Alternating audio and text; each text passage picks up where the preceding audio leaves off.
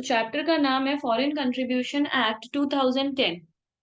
तो बेसिकली इस चैप्टर में हम लोगों का है क्या। इस चैप्टर में है कि जब भी कोई इंडियन पार्टी मतलब इंडियन आदमी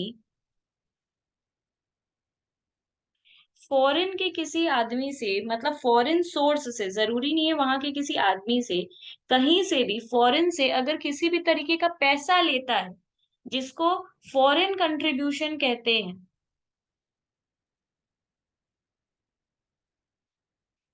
तो उसके ऊपर ये चैप्टर है। मतलब कोई भी इंडियन पार्टी का आदमी, इंडियन आदमी, अगर वो फॉरेन से पैसे लेता है, फॉरेन का किसी आदमी से, कंपनी से, वहां के किसी भी से, फॉरेन सोर्स से अगर पैसे यहाँ पे लाता है, इंडिया में लाता है, तो वो हम लोगों का कवर हो जाता है फॉरेन कंट्रीब्यूशन एक्ट 2010 में। तो बेसिकली ये किस में है, देखो, section 3 of foreign contribution regulation act 2010 में कुछ लोगों को प्रोहिबिटेड पर्सन कहा गया है। प्रोहिबिटेड पर्सन मतलब कौन सा आदमी फॉरेन से पैसा नहीं ले सकता, इंडिया के बाहर से पैसा नहीं ले सकता, इंडिया के अंदर पैसा नहीं ला सकता, बाहर का पैसा इंडिया में नहीं ला सकता। कौन कौन से प्रोहिबिटेड पर्सन है? सबसे पहला है election commission of India. Election commission of India के जो लोग होते हैं, ये लोग इंडिया इंडिया के बाहर से पैसा नहीं ला सकता है।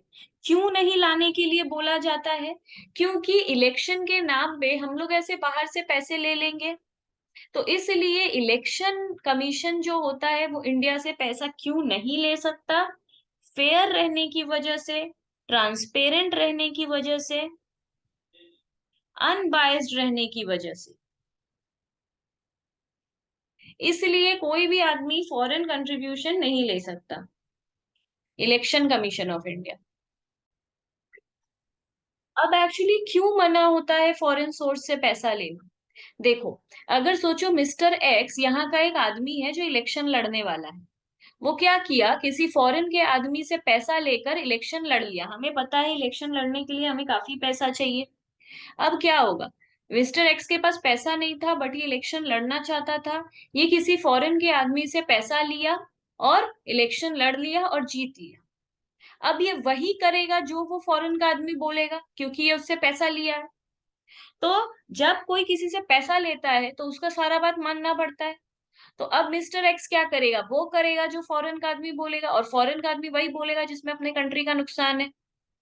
तो बेसिकली इसलिए इलेक्शन कमीशन के आदमी को वहां से पैसा, फॉरेन से पैसा लेना मना हो जाता है। ठीक है।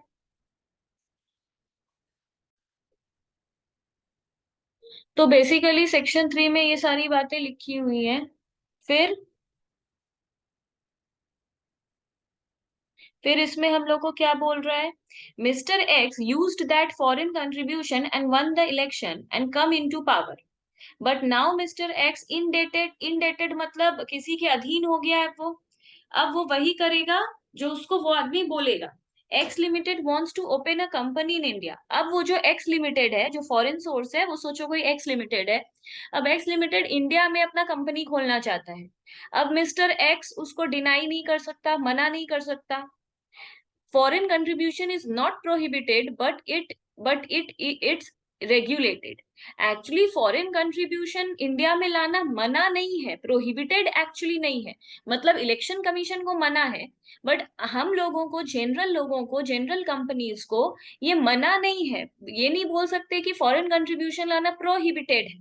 ये एक्ट मना करता है पैसा लाने। ये एक्ट ये नहीं बोलता कि तुम फॉरेन कंट्रीब्यूशन से पैसा मत लाओ। ये एक्ट ये कहता है कि ये कंट्रोल्ड है, रेगुलेटेड है, कुछ रूल्स है। But mister X can not accept foreign contribution. But mister X जबकि इलेक्शन का आदमी है, वो फॉरेन कंट्रीब्यूशन एक्सेप्ट नहीं कर सकता, उनके लिए ये प्रोहिबिटेड है। अगर कोई एनजीओ है, कोई एनजीओ है, वो तो सोशल वेलफेयर के लिए है, वो अगर कोई फॉरेन सोर्स से फॉरेन कंट्रीब्यूशन रिसीव करता है तो क्या होगा? NGO can accept with some terms and conditions.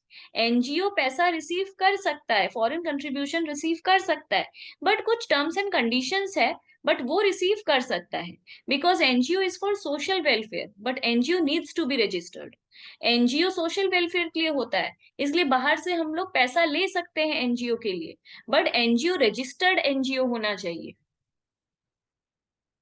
अगर कोई पॉलिटिशियन है, इंडियन है, वो यूएसए से कोई भी फॉरेन कंट्रीब्यूशन ले रहा है, तो an Indian politician in this case is allowed to receive foreign contribution. कोई पॉलिटिशियन है तो वो फॉरेन कंट्रीब्यूशन ले सकता है, पर फेमा एप्लीकेबल हो जाएगा। फेमा एप्लीकेबल क्यों हो जाएगा? क्योंकि जहां पे दूसरे कंट्री का करेंसी आ जाता है वहां पे फेमा एप्लीकेबल रहता है। तो इंडियन पॉलिटिशियन ले सकता है, पर जो हम लोग फेमा का एक्ट पढ़े हैं वो भी इसके ऊपर एप्लीकेबल हो जाएगा। कुछ नीचे इंपॉर्टेंट डेफिनेशन है। एसोसिएशन का मतलब क्या है? एसोसिएशन का मतलब होता है कोई भी individual, association of individual. Association का मतलब होता है ग्रुप, तो कोई भी एसोसिएशन ऑफ इंडिविजुअल मतलब group of people, weather incorporated और नॉट, वो लोग रजिस्टर्ड हो या नहीं हो, पर इंडिया में उन लोगों का ऑफिस होना चाहिए। And includes a society whether registered under the societies registration act 1860 और नॉट। मतलब एसोसिएशन का मतलब क्या है? Group of people, association of individual, वो लोग रजिस्टर्ड हो या ना हो, पर सिर्फ उनका ऑफिस इंडिया में ऑफिस होना चाहिए। कोई भी सोसाइटी इसके अंदर कवर्ड है, भले वो सोसाइटीज रजिस्ट्रेशन एक्ट में कवर्ड हो या नहीं हो। ऐसा एसोसिएशन का डेफिनेशन बोलता है। Candidate for election under section 2 subsection 1 subsection D. Candidate for election का मतलब क्या है? It means a person who has been duly nominated as a candidate for election to any legislature. Candidate for election का मतलब होता है जो किसी भी तरीके का इलेक्शन लड़ने वाला है। फॉरेन कंपनी किसको कहते हैं? फॉरेन कंपनी हम लोग कहते हैं, इट मीन्स कंपनी और एसोसिएशन और body of individuals incorporated outside India. Incorporate होना मतलब रजिस्टर्ड होना।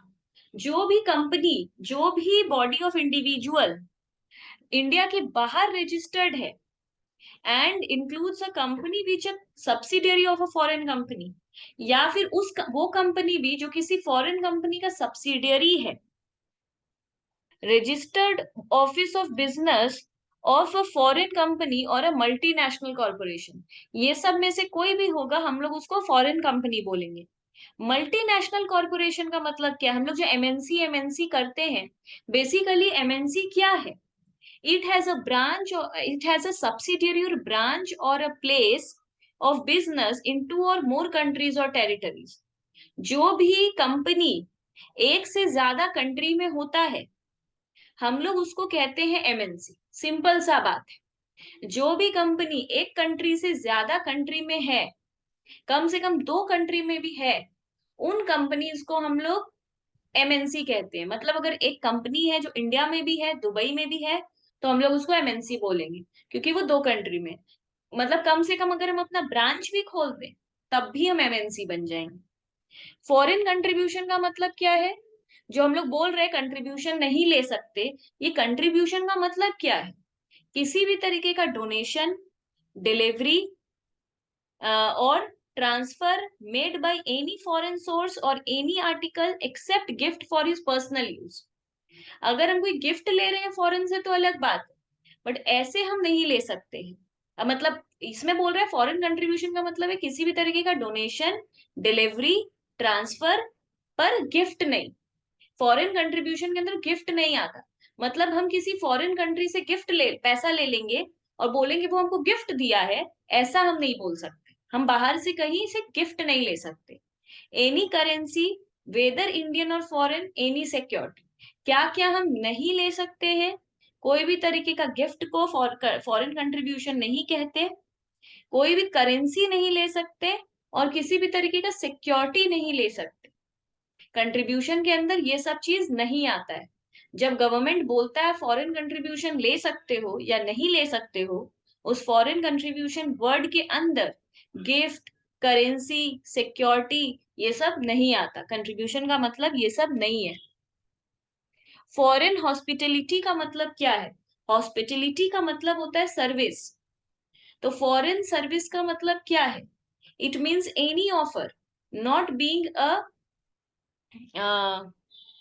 पार्टली होगा, partly casual one, made in cash और काइंड, नहीं प्योरली है वो, being a purely casual one made in cash और kind by a foreign source for providing a person with the cost of travel to any foreign country with the boarding, lodging, transport etcetera.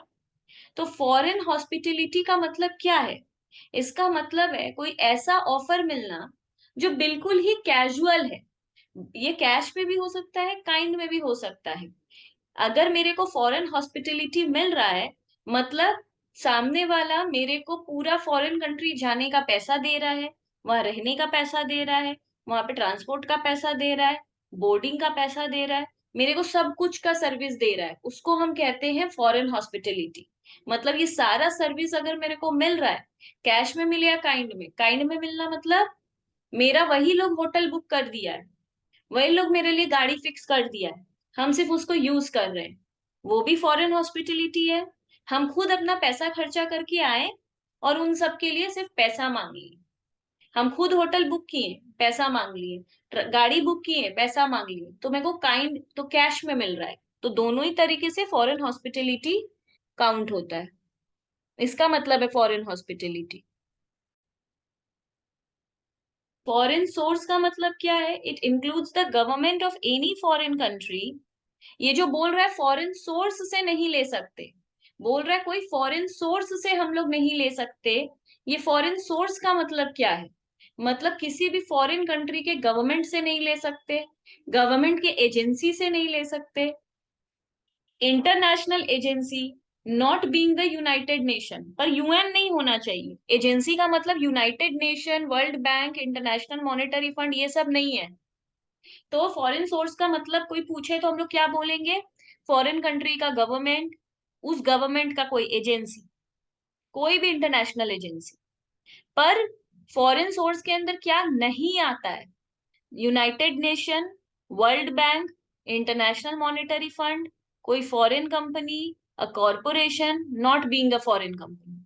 भले कोई ऐसा company है जो foreign, मतलब foreign में तो है पर फॉरेन कंपनी नहीं है, इन सब को नहीं लेते फॉरेन सोर्स। फॉरेन सोर्स का मतलब सिर्फ government, agency of government, international agency, इतना ही है।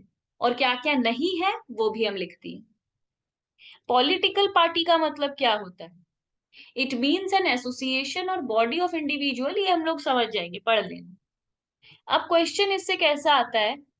विच आर द ऑर्गेनाइजेशन और individually specifically debarred from receiving foreign contribution. कौन सा ऐसा ऑर्गेनाइजेशन है या कौन सा इंडिविजुअल है जिसको फॉरेन कंट्रीब्यूशन लेने से डिबार्ड किया गया है? डिबार्ड मतलब मना किया गया है, प्रोहिबिट किया गया है। कौन सा ऐसा ऑर्गेनाइजेशन है या इंडिविजुअल है जिसको फॉरेन कंट्रीब्यूशन लेना मना है? Candidate for election, cartoonist, editor, owner, printer, publisher of a registered newspaper. Newspaper के किसी आदमी को, वरना हम वो लोग न्यूज़पेपर में वो सब छपवाएगा जिससे कंट्री में केओस हो जाए, डिस्प्यूट हो जाए।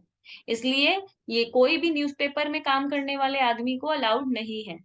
जज, गवर्नमेंट सर्वेंट और employee of an entity owned by government. किसी भी जज को, किसी भी गवर्नमेंट सर्विस को, गवर्नमेंट सर्वेंट को, या किसी भी गवर्नमेंट कंपनी के एम्प्लॉय को, किसी भी तरीके के पब्लिक सर्वेंट को। पब्लिक सर्वेंट मतलब पुलिस, आईएएस। आईएएस तो सिविल सर्वेंट है, पब्लिक सर्वेंट पुलिस है। तो इन लोग को, जैसे member of any legislature, legislature मतलब पार्लियामेंट के किसी भी मेंबर को, पॉलिटिकल पार्टी को, organisation of a political nature, any person can not accept foreign contribution if that person is accepting foreign contribution on behalf of prohibited person। मतलब कोई भी आदमी को फॉरेन कंट्रीब्यूशन लेना अलाउड नहीं है इन लोगों के बिहाफ में। जैसे कोई पॉलिटिकल पार्टी का आदमी है, उसको मना है लेना। अब वो क्या किया, वो तुम्हारे पास आया, वो बोला एक काम करो तुम ले लो और तुम लेकर मेरे को दे दो। बाद में अगर पता चलेगा कि तुम जो फॉरेन कंट्रीब्यूशन ली थी वो उस पॉलिटिकल पार्टी के लिए ली थी, तो तुम भी गलत मानी जाओगे। तो इन लोगों के बिहाफ में भी कोई पैसा नहीं ले सकता। तो ये जो अभी लिस्ट ऑफ 8 पर्सन्स है, ये लोग फॉरेन कंट्रीब्यूशन लेने से डिबार्ड किए गए हैं। ये लोग को फॉरेन कंट्रीब्यूशन लेना मना है। अब हम लोग एक एग्जाम्पल से समझते हैं। मोदी जी जो है वो किसी इंडिविजुअल के पास गए और वो फॉरेन कंट्रीब्यूशन ले लिया। मतलब मोदी जी क्या है, मेंबर ऑफ लेजिस्लेचर है, पार्लियामेंट, पीएम है, ये एक पॉलिटिकल पार्टी के हैं। ये खुद कंट्रीब्यूशन नहीं ले रहे, ये एक इंडिविजुअल के पास गए और वो ले रहा है, ये भी मना है। मोदी जी एक इंडिविजुअल के पास गए, वो और एक इंडिविजुअल के पास गया और फिर वो फॉरेन कंट्रीब्यूशन लिया, ये भी मना है। कैसे भी किसी पॉलिटिकल मतलब ऊपर जो मेंशन्ड पीपल हैं उनके बिहाफ में कुछ भी करके फॉरेन कंट्रीब्यूशन नहीं लेना है।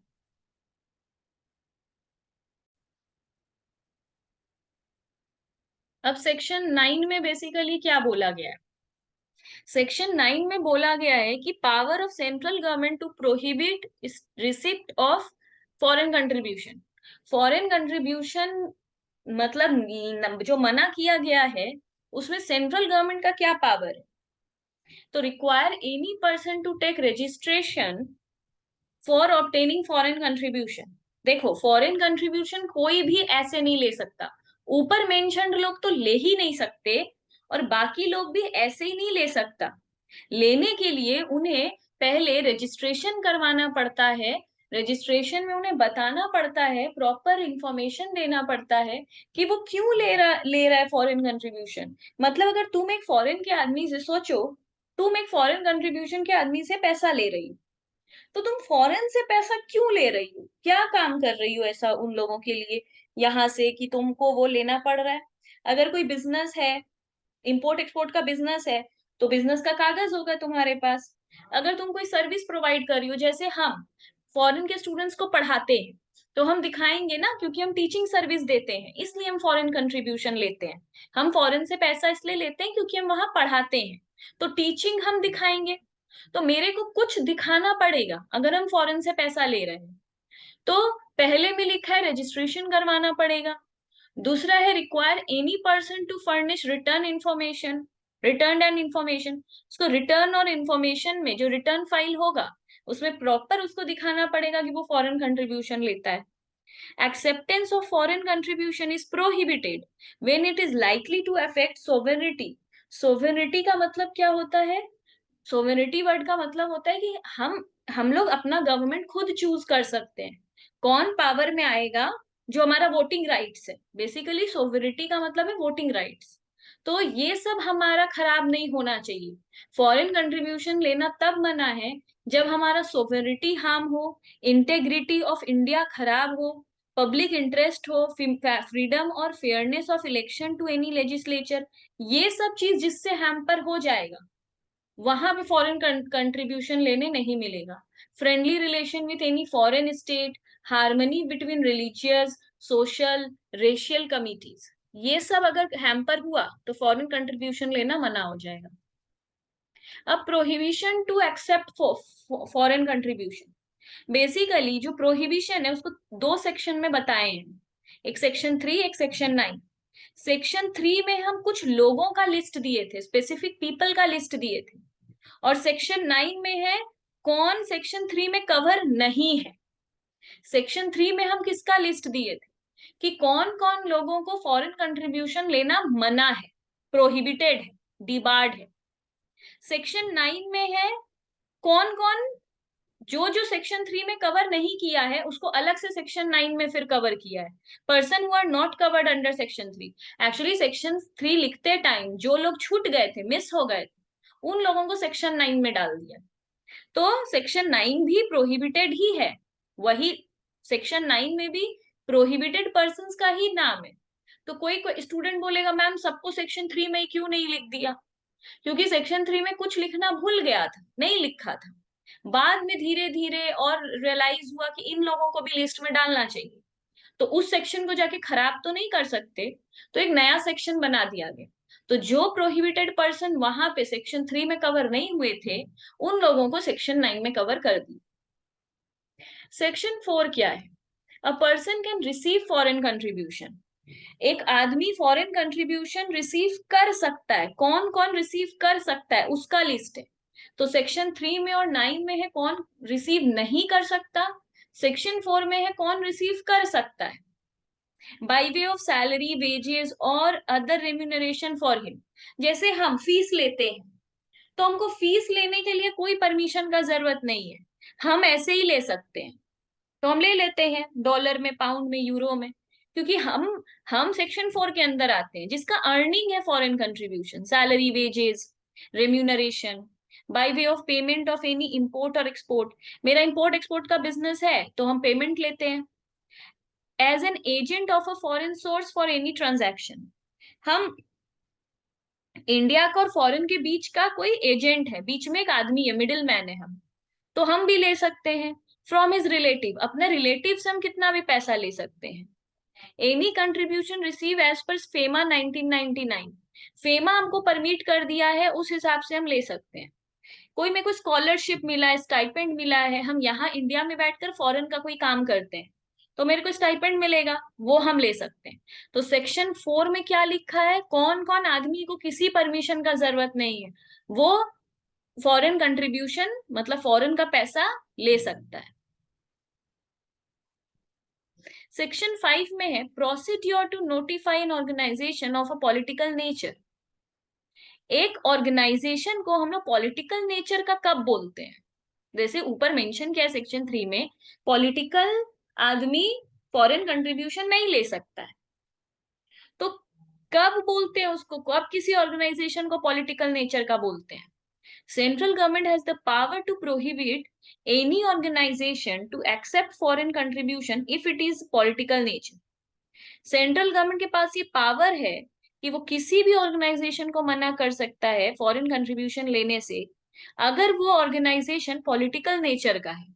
जैसे राष्ट्रीय स्वयं सेवक संघ, आरएसएस जो है, आरएसएस एक पॉलिटिकल ऑर्गेनाइजेशन है, आरएसएस, उन लोगों को फॉरेन कंट्रीब्यूशन लेना मना है, क्योंकि ये जो संघ है, मतलब ये जो एक कमिटी टाइप का है, ये पॉलिटिकल नेचर का है। तो सेक्शन 5 में सिर्फ ये है कि सेंट्रल गवर्नमेंट को ये पावर दिया गया है। सेक्शन 6 में क्या है, restriction on acceptance of foreign hospitality. जो अभी हम लोग पीछे फॉरेन हॉस्पिटलिटी का मतलब समझे थे कि हम लोग के आने जाने का खर्चा, रहने का खर्चा सब बाहर का आदमी बियर कर रहा है, तो इस पे रेस्ट्रिक्शन है, फॉरेन हॉस्पिटलिटी लेने पे भी रेस्ट्रिक्शन है। क्यों हमको सामने वाला फॉरेन आने जाने का, वहां रहने का, खाने का फ्री में सर्विस दे रहा है, हमसे पैसा नहीं ले रहा है, हम खर्च किए हैं तो पैसा मेरे को दे दे रहा है, क्यों मेरे ऊपर ये सब हेल्प कर रहा है। तो when a government officials go outside India, government arranges everything, then one should not accept any hospitality. सोचो कोई गवर्नमेंट ऑफिशियल है, गवर्नमेंट का आदमी है, उसको बाहर भेजा गया है कि तुम जाओ बाहर जाकर, एक मशीन है बाहर, जापान का एक मशीन है, जाओ उस मशीन को एक बार पता करके आओ मशीन कैसा है, तो हम लोग यहाँ पे इंस्टॉल करेंगे। अब वो अपना एक ऑफिस का आदमी को भेजा, वो गवर्नमेंट ऑफिशियल हुआ, इंडिया के बाहर गया तो इंडिया का गवर्नमेंट तो उसको सब कुछ दे रहा है, आने जाने का पैसा, रहने का पैसा, खाने का पैसा, ट्रांसपोर्ट का पैसा, सब कुछ तो यहाँ का गवर्नमेंट दे रहा है। फिर उसको बाहर के आदमी से फॉरेन हॉस्पिटलिटी लेने का क्या जरूरत है, तो उसको नहीं लेने मिलेगा। In case of any medical emergency on sudden illness, one can accept foreign hospitality. कोई इमरजेंसी आ गया है जिसमें उसको सडनली उसका तबीयत खराब हो गया है, वहां पे वो फॉरेन हॉस्पिटलिटी ले सकता है कि फॉरेन का कोई एक आदमी या कंपनी उसको हॉस्पिटल में भर्ती करा दिया या उसको डॉक्टर का चेकअप कराया, कुछ इमरजेंसी में उसके ऊपर खर्चा कर दिया, दिस इज ओके। बट बिना मतलब फॉरेन का आदमी क्यों उस पर खर्चा करे। तो ये इसमें सेक्शन 6 में लिखा गया है कि फॉरेन हॉस्पिटलिटी लेना भी फ्री में मना है, क्यों लेंगे हम। सेक्शन 7, सेक्शन 7 कहता है prohibition to transfer foreign contribution to other person, मतलब a person who is registered and granted a certificate और has obtained prior permission for receiving foreign contribution can only transfer. इसमें बोल रहा है कि जो आदमी रजिस्टर्ड है और जिसके पास सर्टिफिकेट है फॉरेन कंट्रीब्यूशन लेने का, सिर्फ वही आदमी फॉरेन कंट्रीब्यूशन ले सकता है, उसके अलावा कोई और पर्सन नहीं ले सकता है। सेक्शन 8 में बोला गया यूटिलाइजेशन ऑफ फॉरेन कंट्रीब्यूशन। जब हम लोग वो फॉरेन कंट्रीब्यूशन लेते हैं तो हम लोग को उसका करना क्या है, ले तो लिए, अब क्या। तो every registered person who has certified of registration or who has the permission to receive foreign contribution shall use such contribution only for the person allowed। जो पर्सन सर्टिफाइड है, रजिस्टर्ड है, जिसके पास परमिशन है उस फॉरेन कंट्रीब्यूशन को use करने का, सिर्फ वही आदमी उस फॉरेन कंट्रीब्यूशन को यूज करने के लिए अलाउड है। Every registered person who has certified of registration shall use maximum 20% of such contribution in a financial year to meet administrative expenses। हम जितना भी फॉरेन कंट्रीब्यूशन लेंगे उसका हम सिर्फ 20% ही इस साल यूज कर सकते हैं। एक साल में हम उस पैसे का सिर्फ 20% ही यूज कर सकते हैं। जो रजिस्ट्रेशन के थ्रू, परमिशन के थ्रू फॉरेन कंट्रीब्यूशन लेता है, ये बात उसके लिए है। जो आदमी परमिशन लेके सर्टिफाइड होकर फॉरेन कंट्रीब्यूशन लेता है वो सिर्फ 20% ही उसका यूज कर सकता है एक साल में। Administrative expense exceeding 20% of such contribution requires prior approval of the central government। अगर हमको 20% से ज्यादा खर्च करना है तो हमको सेंट्रल गवर्नमेंट का प्रायर परमिशन लगेगा। सेक्शन 10 क्या कहता है?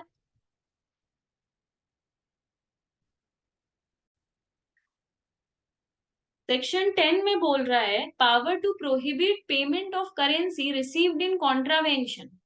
बोल रहा है if central government is satisfied that any person has received currency whether Indian और foreign and such currency in contravention of the act. Contravention मतलब एक्ट के अगेंस्ट जाना, कॉन्ट्रावेंशन मतलब कॉन्ट्रावीन करना, मतलब अगेंस्ट जाना किसी चीज के। तो इस सेक्शन 10 में है क्या? Power to prohibit payment of currency received in contravention. मतलब हम वो करेंसी रिसीव कर लिए हैं जो कॉन्ट्रावीन है, जो मना है। तो बोल रहा है अगर कोई सेंट्रल गवर्नमेंट को अगर लगता है कि उस आदमी ने एक ऐसा करेंसी रिसीव किया है जो इंडियन हो या फॉरेन हो, अगर ऐसा पैसा रिसीव किया है जो करेंसी इस एक्ट के अगेंस्ट है, जो मना है वो लेना, then central government will prohibit such person from paying, delivering, transferring और dealing in currency।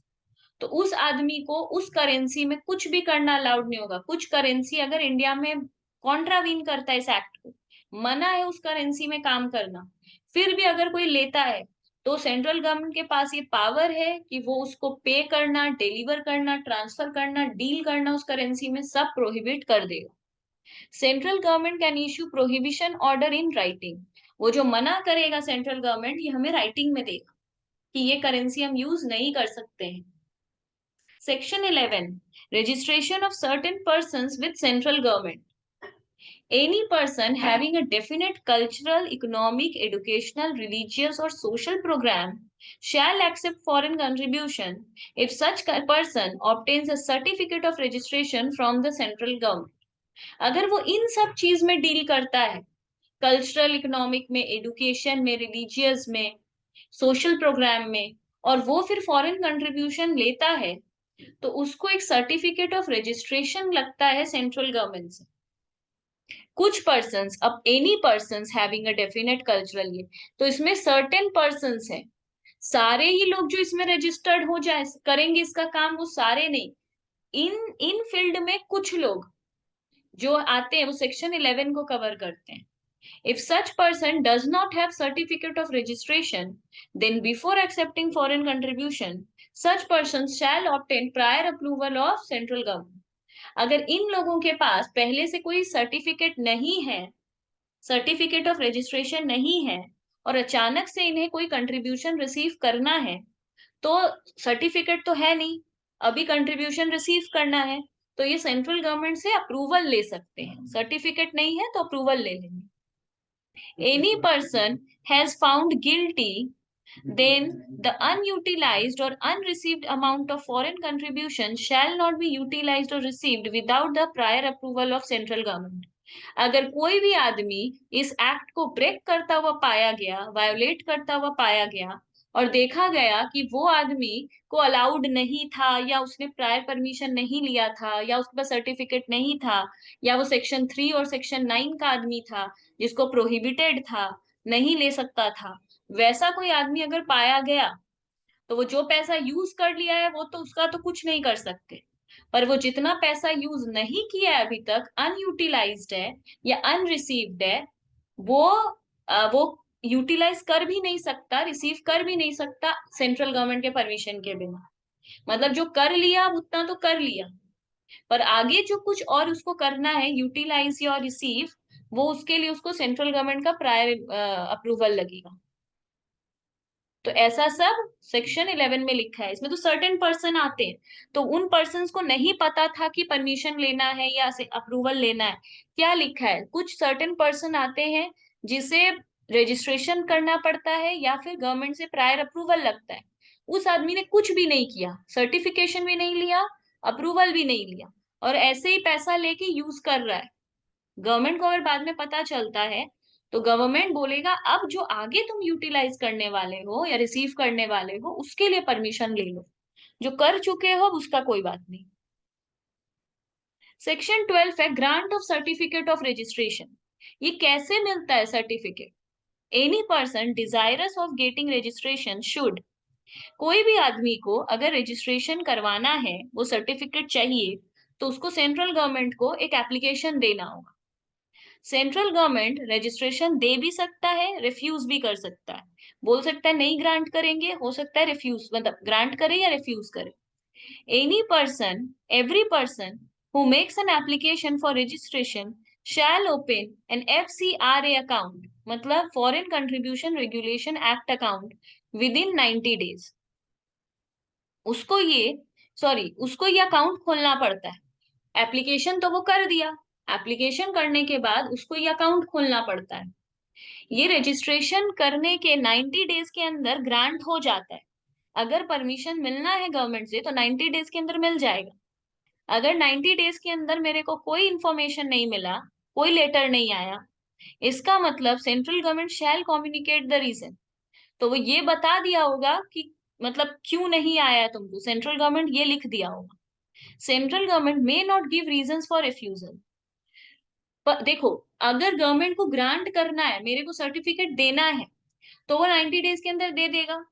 अगर उसको कुछ और चाहिए, कोई पेपर्स चाहिए, कुछ और इंफॉर्मेशन चाहिए, तो वो बताएगा कि ये सब बताओ। अगर उसको देना ही नहीं है, मेरे को रिफ्यूज करना है, तब फिर वो कुछ भी नहीं बोलेगा, साइलेंट रहेगा। 90 डेज बीत जाएगा और वो गवर्नमेंट कुछ नहीं बोलेगा, तब हमको समझ में आ जाएगा कि मेरे को नहीं दे रहा है। और अगर देना होगा तो 90 डेज के अंदर दे देगा, नहीं तो एटलीस्ट मेरे को इन्फॉर्म कर देगा कि ये रीजन है। तो अगर हम उस रीजन को सॉल्व कर देंगे तो दे देगा। सर्टिफिकेट एक बार अगर मेरे को मिल गया तो वो 5 साल तक ही वैलिड रहता है। ऐसा नहीं है फिर लाइफ टाइम हम वो कर सकते हैं फॉरेन कंट्रीब्यूशन में डील। वो 5 साल तक ही वैलिड रहेगा, 5 साल के बाद मेरे को फिर से अप्लाई करना होगा।